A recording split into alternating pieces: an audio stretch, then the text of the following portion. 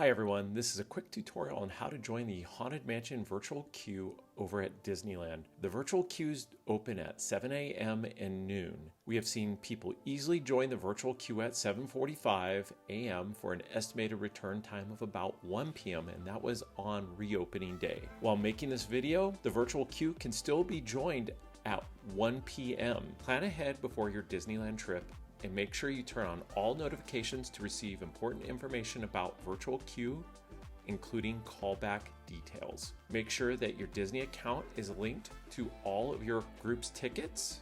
On the morning of your Disneyland day, open the Disneyland app and scroll down until you see virtual queues.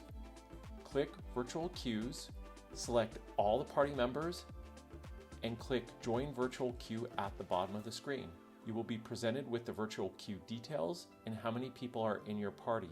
This screen will give you the approximate wait time once the park opens. We always screenshot the virtual queue details in case there are technical difficulties with the app.